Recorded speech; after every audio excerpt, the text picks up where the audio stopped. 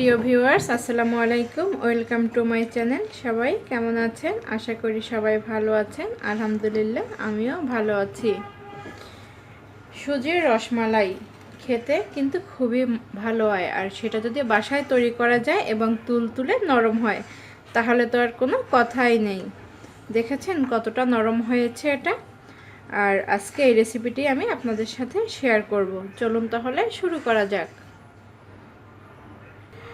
গোলাপ জল তৈরি করে নেওয়ার জন্য এখানে আমি 2 কাপ দুধ নিয়েছি এবং একটু গরম করে নিয়েছি। এখন এর মধ্যে দিয়ে দিব মেজারমেন্ট কাপের 1 কাপ পরিমাণ চিনি। চিনিটা আপনারা স্বাদ অনুযায়ী দিবেন। এখন এটা আমি ভালো করে নেড়ে নিব এবং একটি বলক আসার জন্য অপেক্ষা করব।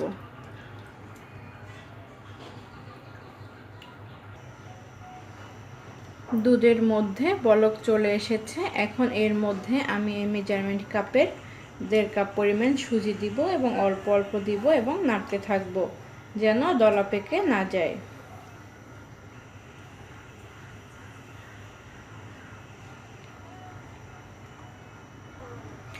আমি সুজি দিয়ে দিয়েছি। এখন এটা আমি অনবরত নেড়ে যখন না পর্যন্ত ঘন হয়ে যায় এবং প্যান থেকে পুরো উঠে আসে ততক্ষণ পর্যন্ত আমি এটা এভাবে নাড়তে থাকব।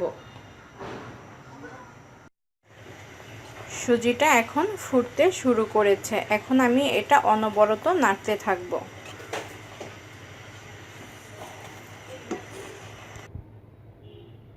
এটা আমি বেশ কিছুক্ষণ সময় ধরে নেড়েছি। এখন দেখুন এটা প্যান থেকে উঠে যাচ্ছে নাড়া দেওয়ার সময়। এভাবে যখন প্যান থেকে উঠে যাবে তখন এটা তুলে নিতে হবে। এখন আমি এটা তুলে নিব।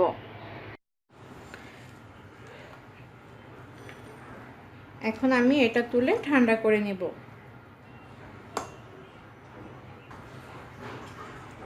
এখন আমি চিনির শিরাটা তৈরি করে নিব। আমি একটি প্যান দিয়েছি এবং এখানে আমি 2 কাপ পরিমাণে পানি নিয়েছি, কারণ আমি যে শিরাটা তৈরি করব সেটার মধ্যে যেন আমার গোলাপজামগুলো ডুবে থাকতে পারে।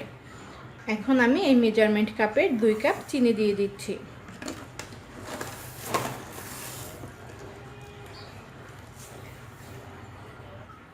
এখন এর মধ্যে আমি 5টা এলাচি দিয়ে দিচ্ছি।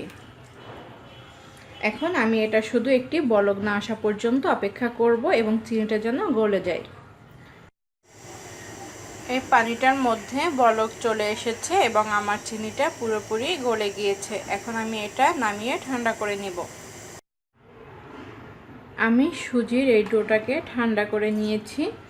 এখন আমি এর মধ্যে দিয়ে দিব 1 কাপ পরিমাণে ময়দা। অনেকেই শুধু সুজি দিয়ে তৈরি করে থাকে, কিন্তু আমি মনে করি একটু এর মধ্যে ময়দা দিলে এটা সুজিটাকে আটকিয়ে রাখতে সাহায্য করবে। যেহেতু ময়দা একটু আঠালো টাইপের, তাই এটা দিলে সুজিটা যখন আমরা ভেজে নেব তখন এটা দলা বেঁধে থাকবে। এখন আমি এর মধ্যে দিয়ে দিব অল্প একটু বেকিং পাউডার।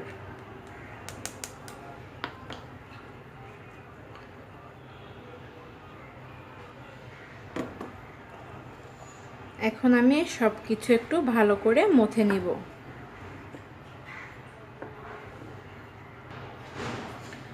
আমি এটা ভালো করে মথে নিচ্ছি, আর এটা মথে নেওয়ার সময় হাতে একটু তেল লাগিয়ে নিলে হাতে আর বেশি লাগবে না। আমি ডোটা ভালো করে মথে নিয়েছি এবং হাতের তালুতে ভালো করে তেল মাখিয়ে নিয়েছি। এখন আমি এতটুকু পরিমাণে নিয়ে হাতের তালুতে নিয়ে এভাবে শেপ দিয়ে গোলাকার একটি গোলাপজাম তৈরি করে নিব।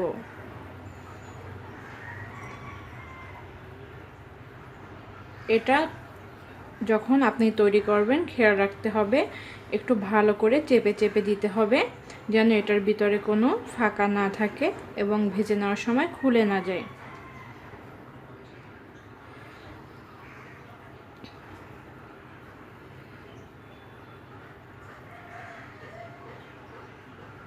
এখন তাহলে এভাবে সবগুলো আমি তৈরি করে নিচ্ছি। আমি এই প্লেটটাতে একটু তেল মাখিয়ে নিয়েছি। এখন এগুলো তৈরি করে করে আমি এখানে বসিয়ে দেব। আমি সবগুলো এখানে বানিয়ে নিয়েছি। চলুন তাহলে এগুলো এখন আমরা ভেজে নেই। আমি এগুলো ভেজে নেওয়ার জন্য চুলায় তেল দিয়ে গরম করে নিয়েছি। এখন আমি এগুলো শেপ দিয়েছিলাম, আবার একটু এভাবে দিয়ে তেলের মধ্যে ছেড়ে দিব। আমি সবগুলো এভাবে দিয়ে দিচ্ছি। আমি এখানে সবগুলো একেবারেই দিয়ে দিয়েছি। এখন আমি পছন্দ মতো কালার না আসা পর্যন্ত এগুলো ভেজে নিব। এর মধ্যে আমার পছন্দ মতো কালার চলে এসেছে। এখন আমি এগুলো তুলে নিব। আপনারা চাইলে এর থেকে আরও একটু কালো করতে পারেন, আমি এতটুকুই করব। আমি সবগুলো এখানে তুলে নিয়েছি। এখন ঠান্ডা হওয়ার জন্য অপেক্ষা করব। আমি যে শিরা করে রেখেছিলাম তার মধ্যে এখন আমি মিষ্টিগুলোকে দিয়ে দিচ্ছি। এখন আমি এভাবে রেখে দিব 1 ঘন্টার জন্য। তাহলে ফিরে আসছি 1 ঘন্টা পর। আমি এটা 1 ঘন্টা শিরার মধ্যে ভিজিয়ে রেখেছিলাম, তারপর তুলে নিয়েছি। এটা এখন অনেকটাই সফট হয়েছে। আমি একটু একটু কেটে দেখাচ্ছি। দেখেছেন কতটা সফট হয়েছে? তাহলে আজকের মতো এখানেই শেষ করছি। খোদা হাফেজ।